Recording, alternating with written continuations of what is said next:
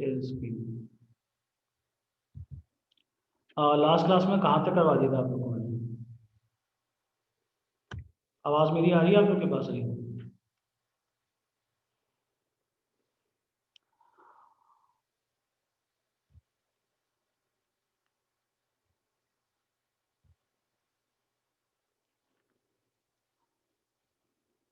बताएं, last class में कहाँ तक हो गया था आप लोग के पास?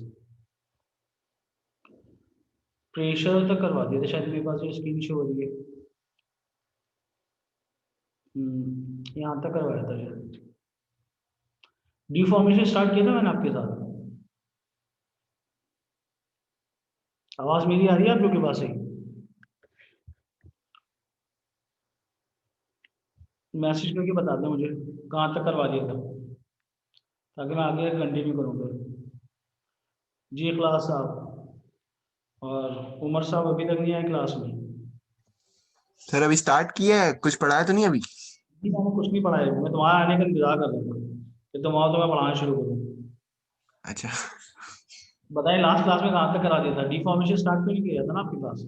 Sir, parallel combination, series combination वगैरह पढ़ा रहे थे। सीरीज और पहले पढ़ा दिए थे, स्ट्रेस स्ट्रेन नहीं पढ़ाया था।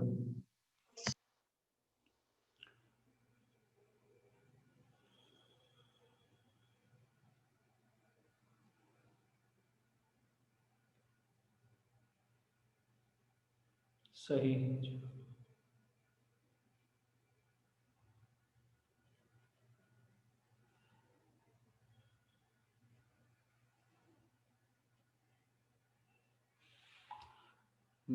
ठीक।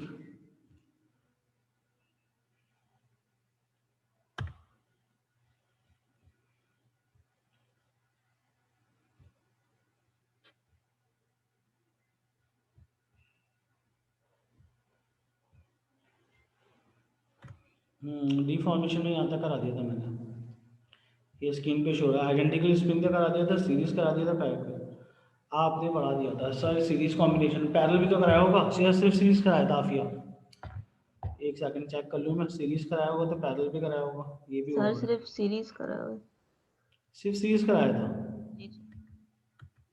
या पैरेलल? तो मेरे पास शो रहा है नीचे, ये देखो स्क्रीन के ऊपर। अगर मैंने सीरीज कराया था तो सीरीज के साथ तो पैरेलल कराया था। सिर्फ सीरीज कराया था आपके पास, पैरेलल नहीं कराया था। सर मेरे पास तो सीरीज तक है। सीरीज तक है आपके पास, ठीक है। तो पैरेलल से स्टार्ट करते हैं आपके पास आज।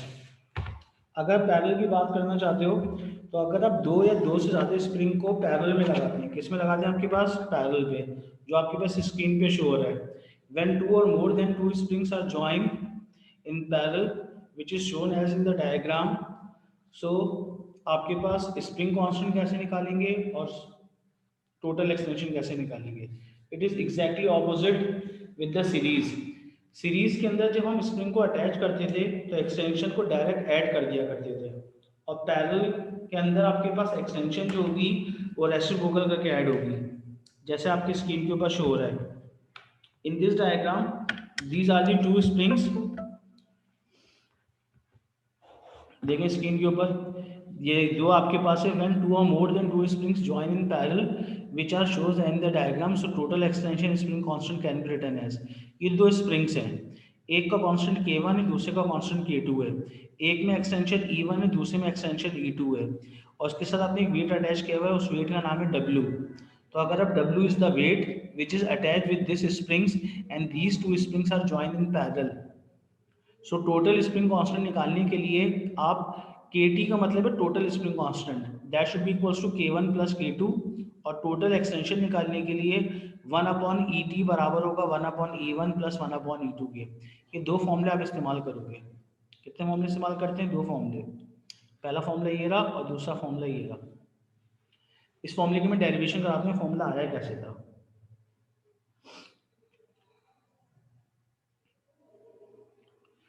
तो when two or more than two springs, ये पैरेलल कॉम्बिनेशन ऑफ स्प्रिंग्स है।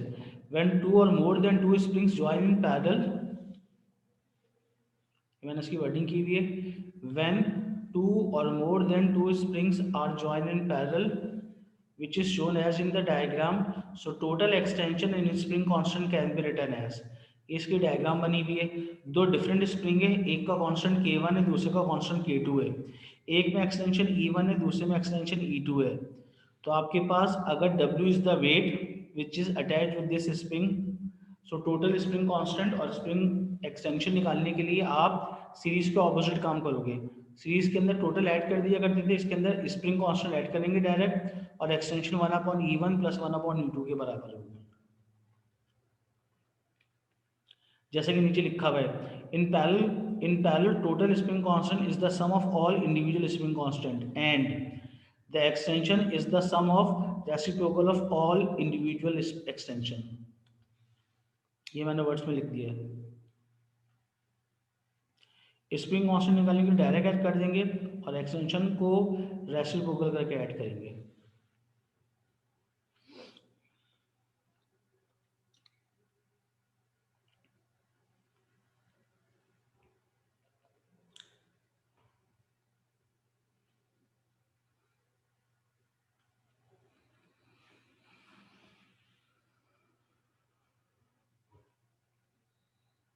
अब ये फॉर्मूला आया कैसे, ये बताइए ज़रा, क्या ये प्रूफ कर सकते हैं? फोर्स बराबर था के ई के, फोर्स बराबर हो जाएगा वेट के। तो अगर फोर्स के ई के बराबर है तो वेट बराबर हो जाएगा के ई के, जिसमें के का मतलब बनेगा टोटल स्प्रिंग कांस्टेंट और ई का मतलब बनेगा extension.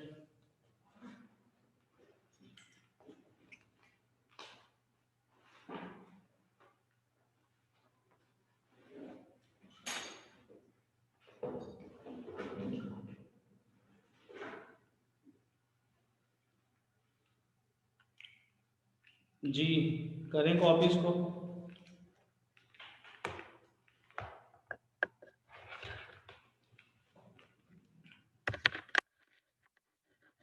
It is exactly opposite to the series. Series के अंदर हम एक्सटेंशन को ऐड करते थे, पैरेलल के अंदर स्प्रिंग कांस्टेंट को ऐड करेंगे।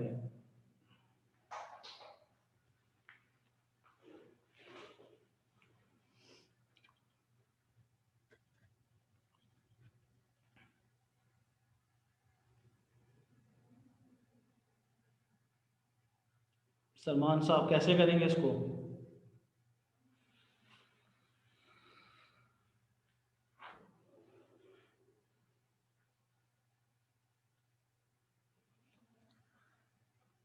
क्योंकि आपको एक बात पता है कि जब भी एक्सटेंशन निकालने के लिए जाएंगे सीरीज में, तो ये एक्चुअल में डिस्ट्रीब्यूट हो जाएगी।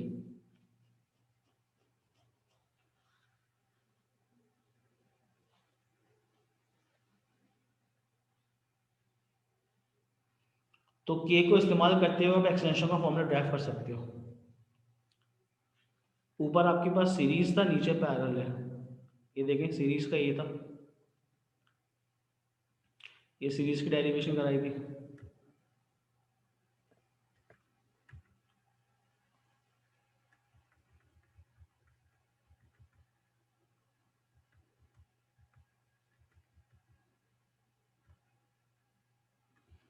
अब इधर देखें आपके पास, अगर आप इस फॉर्मूले को ड्राइव करना चाहते हो तो आप के से ई को ड्राइव करोगे, स्प्रिंग कांस्टेंट ऐड होंगे, तो इसका मतलब बनेगा, अगर मैं इसकी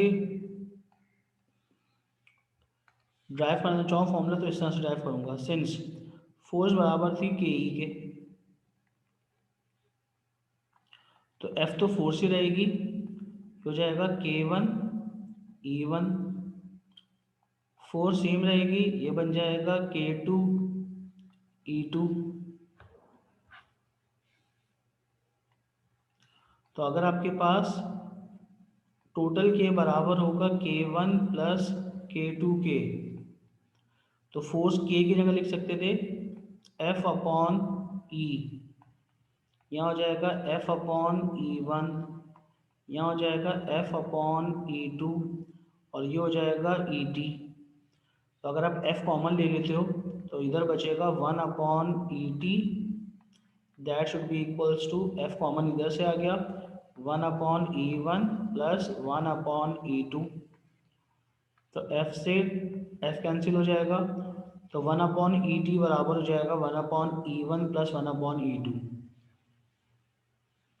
तो जब आप पैरेलल कॉम्बिनेशन को ड्राइव करने के लिए जाओगे तो उसमें आपके पास स्प्रिंग कांस्टेंट का फॉर्मूला आपको कांस्टेंट रखना पड़ेगा। टोटल के टी बराबर होगा के वन प्लस के टू के। तो जितने भी कॉम्बिनेशन में स्प्रिंग लगेंगे पैरेलल के अंदर टोटल के ऐड होते चले जाएंगे। तो के टी बराबर होगा के वन प्लस के टू के। तो एफ अपॉन ई टी बराबर हो जाएगा F upon E one plus F upon E two के। एफ कॉमन ले लो, वन अपॉन ई टी बराबर हो जाएगा one upon E one plus one upon E two के। तो इस तरह से आप इसको ड्राइव कर सकते हो। तो सीरीज के अंदर एक्सटेंशन ऐड होगी, पैरेलल के अंदर स्प्रिंग कांस्टेंट ऐड होंगे डायरेक्ट, जिसको मैंने यहाँ पे येलो से अंडरलाइन कर दिया है।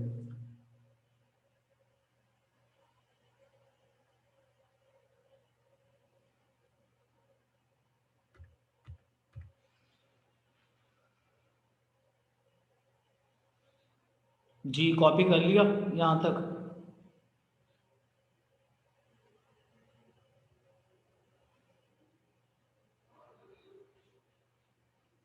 Tehreen, Saad, Salman, have you done? अब लिखेंगे इसमें आइडेंटिकल स्प्रिंग। आइडेंटिकल स्प्रिंग का बेसिक कॉन्सेप्ट क्या होता है? Those spring which have same spring constant they are called identical spring. तो अगर मैं आइडेंटिकल स्प्रिंग की बात करना चाहता हूँ तो इसी के नीचे आपके पास आइडेंटिकल स्प्रिंग गिवन है।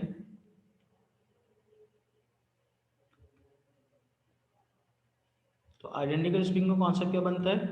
दोज स्प्रिंग्स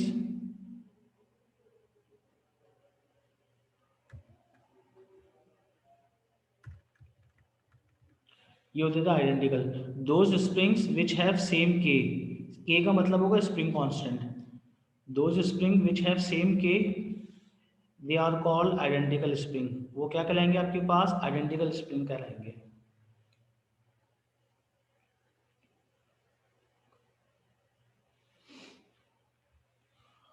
अब इसका पास में सवाल कैसे आया है? तो पास में का सवाल करने से पहले इस टॉपिक में थोड़ा सा रिव्यू दे दूं मैं।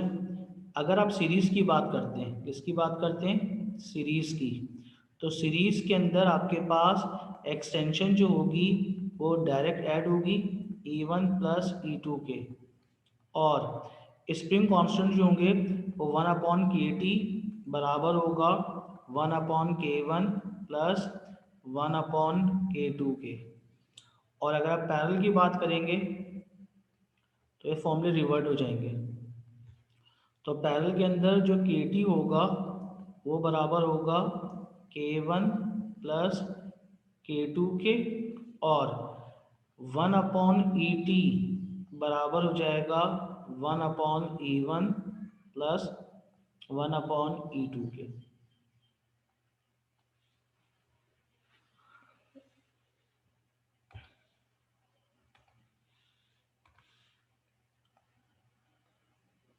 तो ये फॉर्मूला एक्सटेंशन निकालने का है सीरीज में, ये फॉर्मूला स्प्रिंग कांस्टेंट निकालने का है सीरीज में।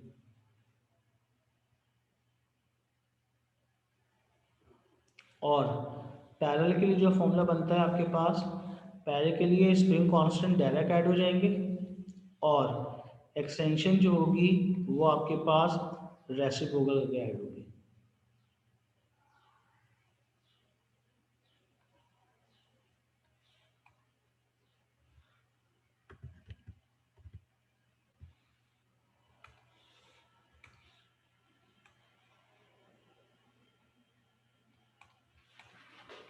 ये टोटल 4 फॉर्मूले हैं। इन 4 फॉर्मूलों को आइडेंटिकल स्प्रिंग के साथ अटैच करते हुए सवाल एग्जामिनर ने दिए हैं, और बहुत अच्छा सवाल दिया है उसने। शेयर कर रहा हूँ मैं, एक सेकंड दिखाता हूँ।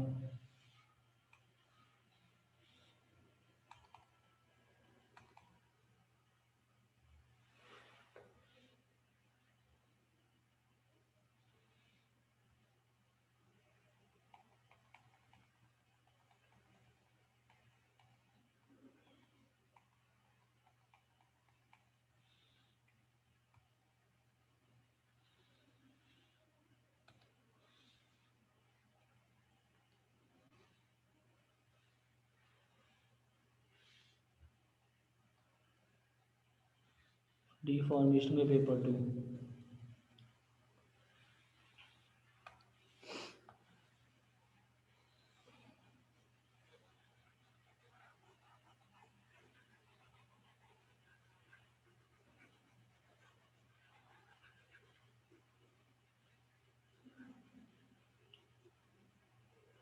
अब आइडेंटिकल स्प्रिंग सीरीज और पैरेलल का बहुत अच्छा सवाल उसने दिया है ये। दिखा रहा हूँ मैं पूरा क्वेश्चन, एक सेकंड।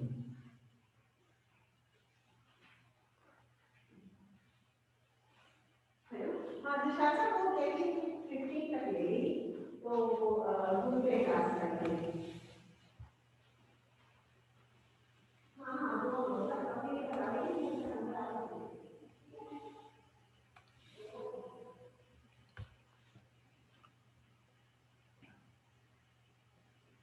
ये आपके पास क्वेश्चन है और क्वेश्चन स्टार्ट हो रहा है जून 9 का सवाल है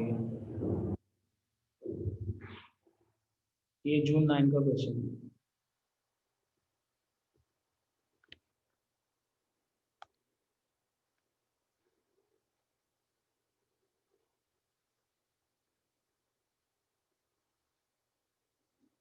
जून 9 पेपर 2 क्वेश्चन नंबर 4। एग्जामिनर ने पूछा है स्प्रिंग्स हैव स्प्रिंग कांस्टेंट के। एक स्प्रिंग है उसका स्प्रिंग कांस्टेंट के hang vertically with a fixed point a load of weight L when hung from the springs cause the extension E the elastic limit of spring is not exceed। Elastic limit का मतलब है कि भाई आपने Hooke's law cross नहीं किया है। Exam में पूछते हैं what is meant by elastic limit. Elastic deformation की डेफिनेशन बतानी है। व्हाट इज इलास्टिक डिफॉर्मेशन, कुछ याद है, भूल गए इन छुट्टियों में?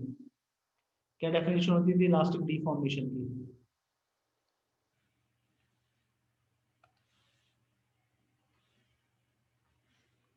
इलास्टिक डिफॉर्मेशन की बेसिक डेफिनेशन क्या होती है?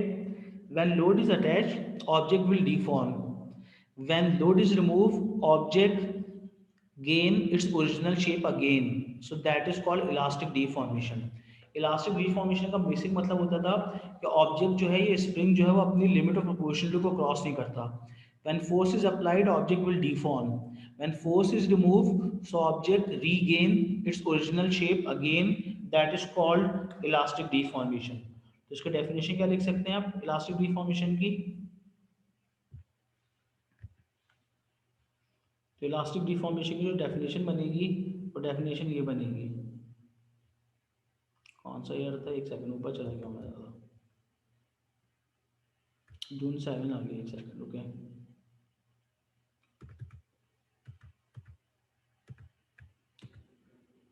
यस ये सवाल है, तो इसके आप डेफिनेशन क्या लिख सकते हैं?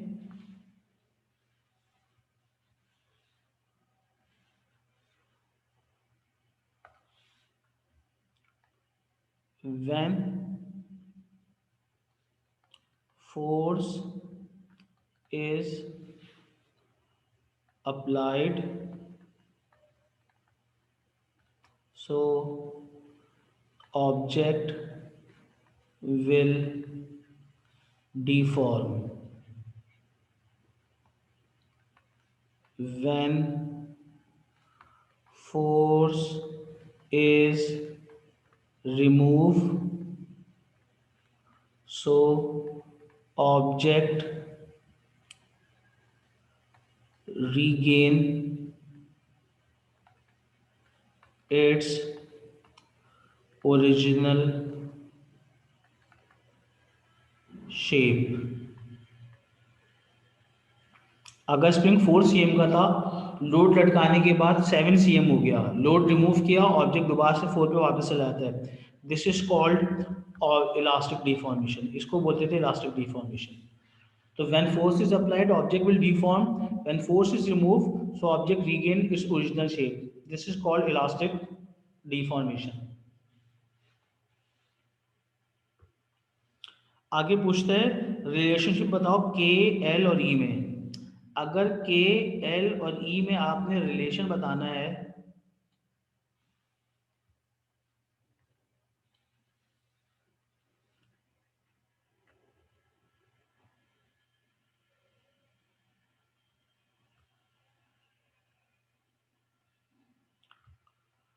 तो आपके पास K का मतलब है स्प्रिंग कांस्टेंट, L का मतलब है आपके पास लोड, K का मतलब स्प्रिंग कांस्टेंट और E का मतलब एक्सटेंशन। तो आपने हुक्स लॉ लिखना है यहाँ पे। क्या लिखना है आपके पास? Hooke's law. क्या पढ़ा था हुक्स लॉ सलमान साहब? आपने पढ़ा था F बराबर है के ई के। सिंस फोर्स बराबर होता है वेट के और वेट को एग्जामिनर ने लोड कह दिया है, तो you can write L should be equals to K times E. ये आपके पास रिलेशन हो गया, इसका 1 मार्क है। तो एल बराबर है के ई। एल का मतलब लोड, के का मतलब स्प्रिंग कांस्टेंट, ई का मतलब एक्सटेंशन। तो एफ इज इक्वल्स टू के ई से स्टार्ट किया, फोर्स बराबर हो गए वेट के, वेट बराबर हो गए लोड के, तो एल बराबर हो गए के ई के। उसके बाद अगला पार्ट,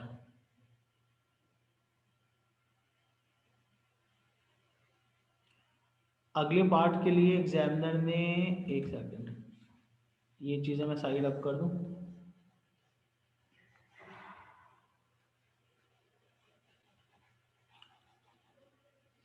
ये है अगला पार्ट। एग्जामिनर ने बोला है some identical springs each with spring constant k, सबके स्प्रिंग कांस्टेंट कांस्टेंट है, के है, are arranged as shown figure 3.1 sorry 4.1। 4.1 में एक डायग्राम गिवन है। इस डायग्राम के अंदर दो स्प्रिंग्स दिखा रहे हैं एग्जामिनर, और दोनों स्प्रिंग के स्प्रिंग कांस्टेंट के हैं, और इसके साथ लोड अटैच हुआ है एल। एल का मतलब है लोड। इसका स्प्रिंग कांस्टेंट भी के, इसका स्प्रिंग कांस्टेंट भी के। तो बोलते हैं टोटल एक्सटेंशन बताओ, टोटल स्प्रिंग कांस्टेंट बताओ। कैसे करेंगे? ये कौन सा कॉम्बिनेशन पढ़ा था आपने? आफिया साहिबा, ये कौन सा कॉम्बिनेशन है? इस कॉम्बिनेशन का नाम बताओ। Series, very good Afiya. Salman साहब, सीरीज के अंदर एक्सटेंशन कैसे निकालते थे?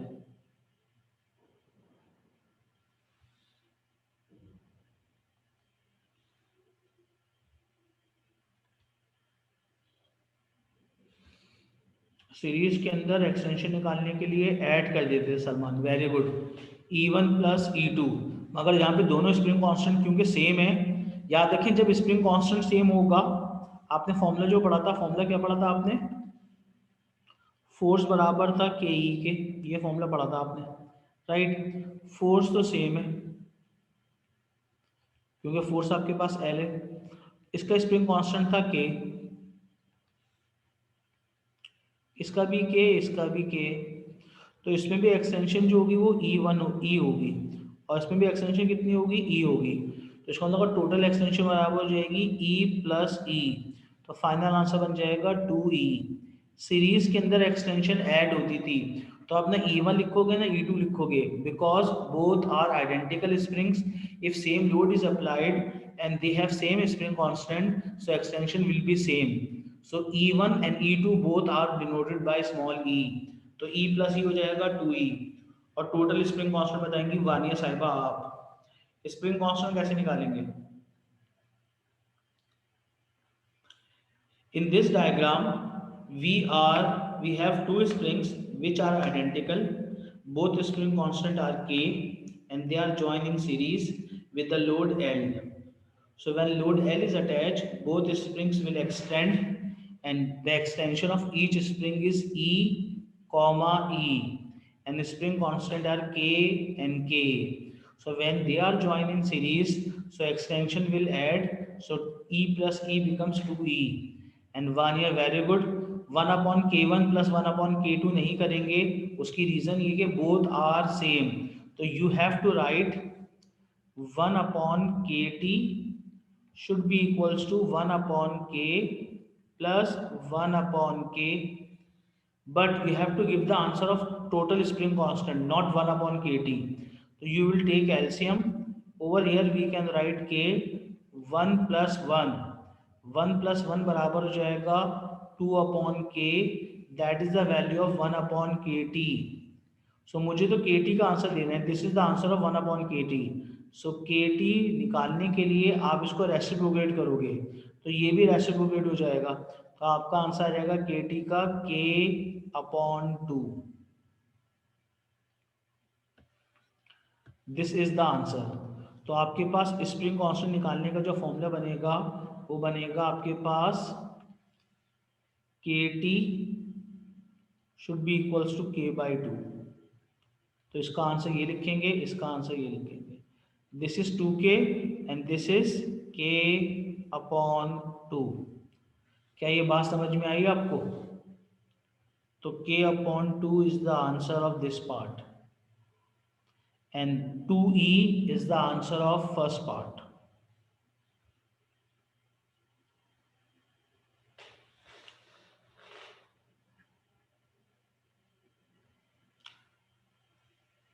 इसके बाद नेक्स्ट डायग्राम के अंदर आपके पास दो स्प्रिंग्स नजर आ रहे हैं which are identical and they are join in parallel with load L।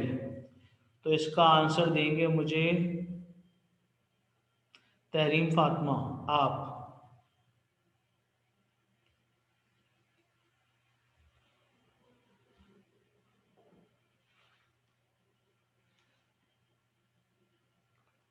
Rahil साहब भी क्लास में नहीं है।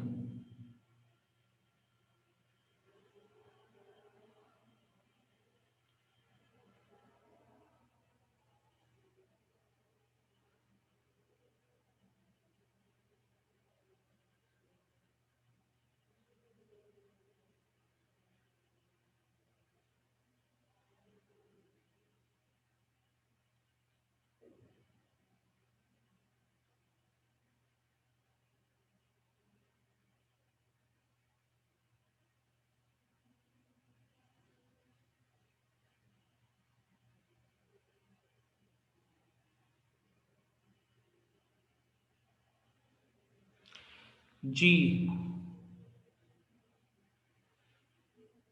तो अगर दो स्प्रिंग्स सीरीज पैरेलल में लगे हों तो इसके लिए इस टोटल एक्सटेंशन बतानी है और टोटल आपके पास स्प्रिंग कांस्टेंट बताने थे 1/E + 1/E। देन अब इसके बाद क्या करेंगे? तो याद रखें जब स्प्रिंग्स पैरेलल में लगे होते हैं तो फॉर्मूला आपको बताया गया था 1/ET बराबर होगा 1/E + 1/E। Now you will take LCM Afiya, तो एलसीएम आ जाएगा E, ऊपर बचेगा 1 + 1। तो जब 1 + 1 बचेगा तो ये बन जाएगा 2/E, but this is the answer of 1/ET। आप इसको रेसिप्रोकेट करेंगे, तो जब रेसिप्रोकेट करेंगे तो ET का आंसर हो जाएगा E/2। Very good Afiya. तो इसका मतलब होगा यहाँ पे डॉटेड में आपको, ये तो मैंने पूरी वर्किंग की है, आपका फुल एंड फाइनल आंसर जो बनेगा वो क्या बनेगा आपके पास? E/2। This is the answer. तो आपके पास ET का आंसर आएगा E/2 और स्प्रिंग कांस्टेंट का आंसर बताएंगे मुझे 7 साहब आप। तो अगर टोटल स्प्रिंग कांस्टेंट निकालना हो KT, तो KT किसके बराबर होगा? 7, आप बताएंगे। एक्सटेंशन जो हो जाएगी वो तो E/2 हो जाएगी। When 2 or more than 2 springs are joined in parallel,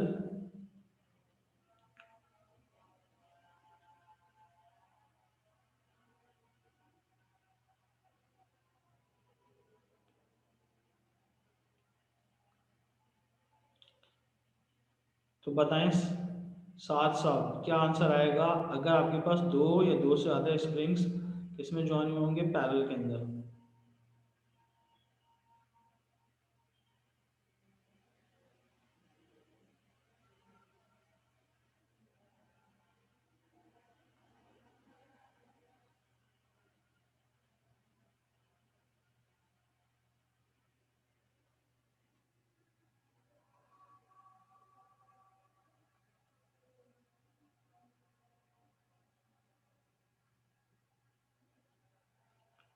कैसे करेंगे सॉल्व? तो KT निकालने का फॉर्मूला जो बनेगा वो आपके पास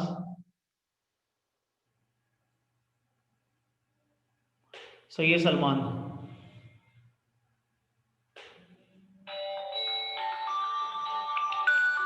एक मिनट, इसका आंसर आएगा 2K, राइट। मुझे 2 मिनट दें, अगला पार्ट आप खुद कर दें। अस्सलाम मिस। जी मिस, वालेकुम सलाम, अल्हम्दुलिल्लाह फर्स्ट क्लास।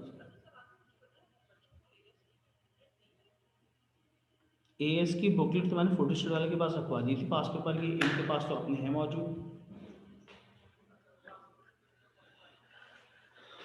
जी जी, बच्चों को चाहिए कि मैंने कहा था वहाँ से बाय कर ले, मेरे दोस्तों को चाहिए, वो फोटो स्टेट करके आपको दे देगा।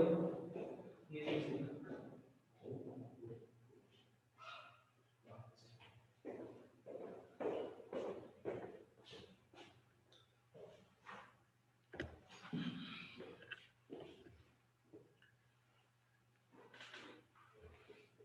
अब देखें, अब इस डायग्राम के अंदर आपके पास दो स्प्रिंग पैरेलल में लगे हुए हैं और एक स्प्रिंग उसके साथ सीरीज में लगा हुआ है। तो एग्जामिनर बोलता है टोटल एक्सटेंशन बताओ।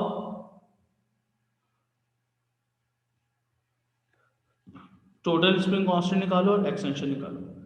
ये पार्ट करेंगे क्लास साहब आप और आराम साहिबा आप।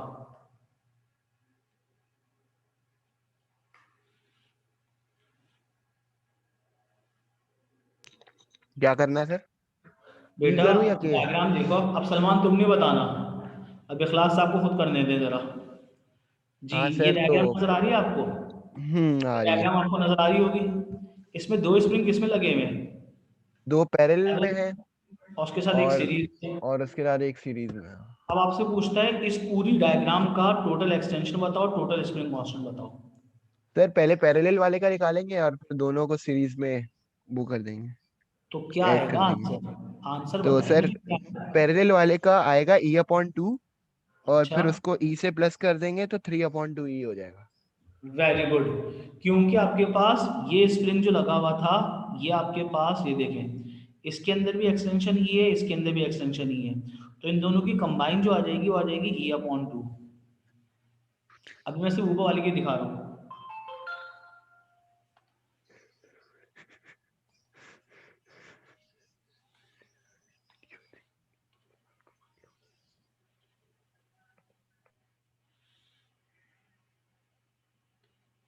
क्योंकि मैं स्क्रीन दोबारा से शेयर कर रहा हूँ,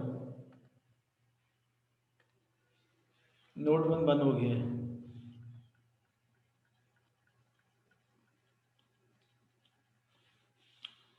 जी स्क्रीन शेयर कर रहा हूँ, 1 मिनट।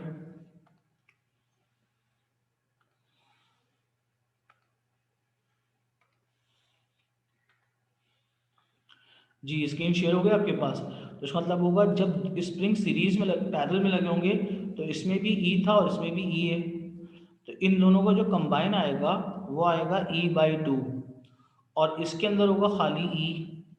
तो इसका मतलब होगा ई यहाँ पे, E/2 यहाँ पर है, और सीरीज के अंदर स्प्रिंग कांस्टेंट ऐड होते थे, तो ई प्लस E/2, तो एलसीएम आ जाएगा 2, और वो हो जाएगा 2E plus E.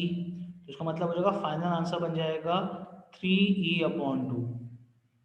This is the final answer of total extension. तो टोटल एक्सटेंशन निकालने का जो फाइनल आंसर बनेगा वो बनेगा 3E/2। क्या बनेगा आपके पास? 3E/2।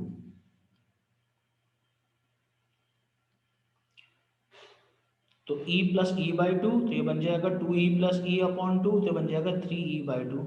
तो this is the final answer of 3E/2।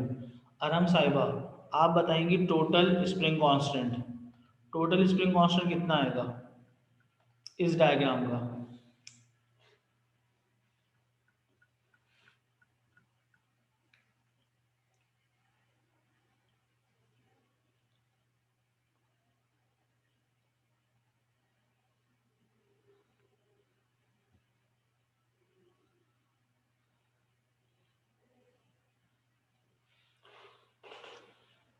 तो 3E/2 सबको समझ में आ गया?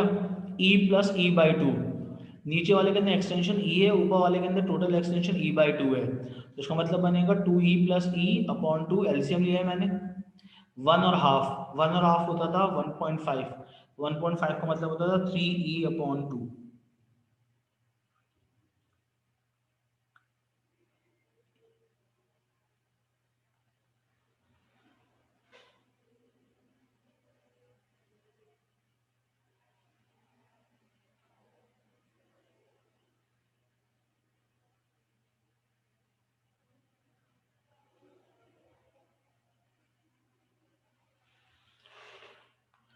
जी, तो आंसर मुझे रिप्लाई किया है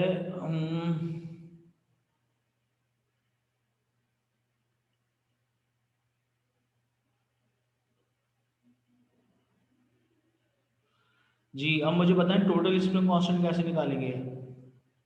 असम साहिबा, आप या कोई और जिसका आंसर आ गया मुझे व्हाट्सएप कर सकते हैं। What is the final answer?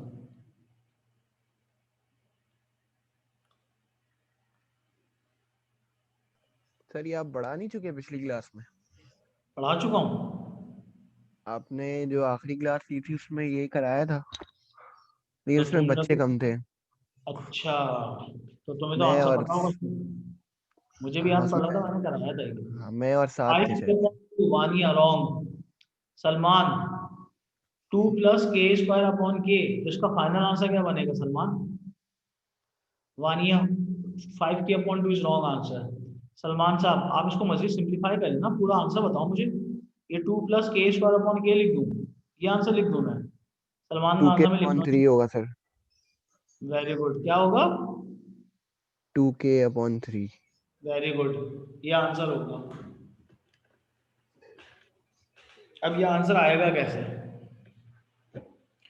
ये बात देखें, ये दो स्प्रिंग किसमें लगे हुए हैं? पैरेलल में।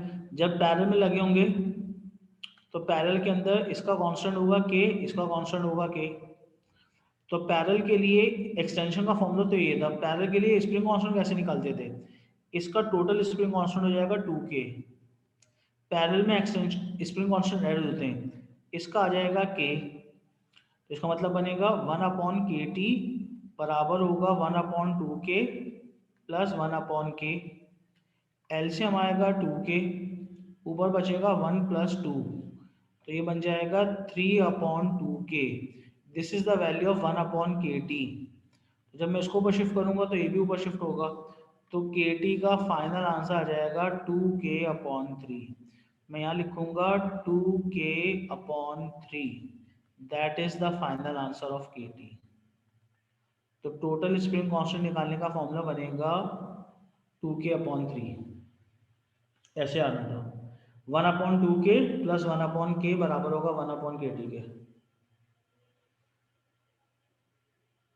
वानिया, समझ में आया क्या गलती कर दी थी तुम? 5k कैसे आ गया था तुम्हारा?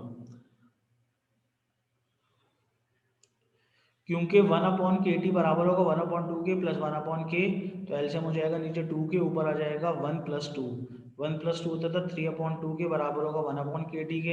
रेसिप्रोकेट कर देंगे, आंसर आ जाएगा। तो ये 5 मार्क के 6 पार्ट थे।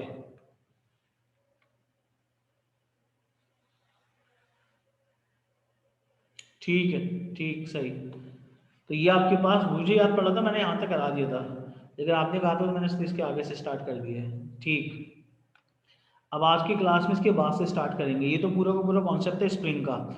इस चैप्टर में दो चीज़ें आती हैं, एक आपके पास हुक्स लॉ आता है, सीरीज कॉम्बिनेशन आता है, पैरेलल कॉम्बिनेशन आता है। ये पूरा का पूरा ओ लेवल्स में जो चीज़ें पढ़ी थी, या हो सकता है आपने ओ लेवल्स में ये चीज़ें ना पढ़ी हो, मगर हुक्स लॉ तो पढ़ा था आपने। और बाकी जो चीज़ है आपके पास, वो आज अब स्टार्ट करोगे डी फॉर्मेशन के अंदर। आपके पास डी फॉर्मेशन में आपके पास आज स्टार्ट करोगे आप stress, strain and Young modulus. Stress comma strain comma Young modulus.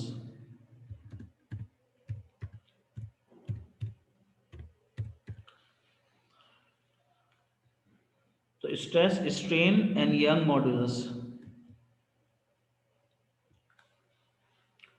सबसे पहले जो चीज आती है वो आती है आपके पास स्ट्रेस।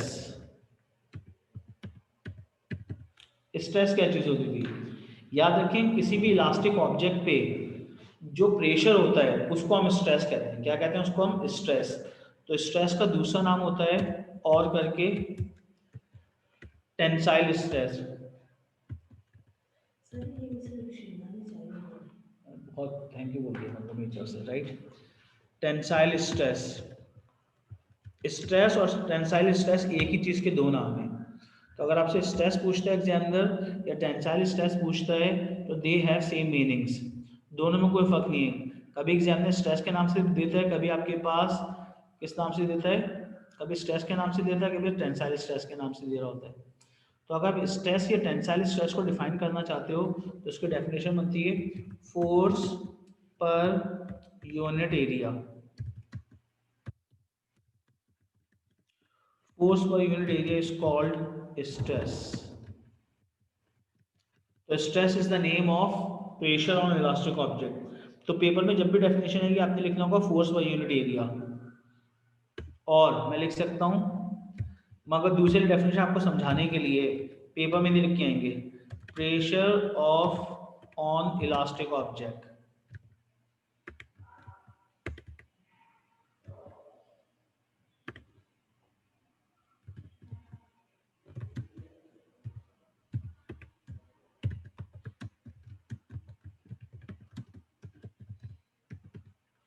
मगर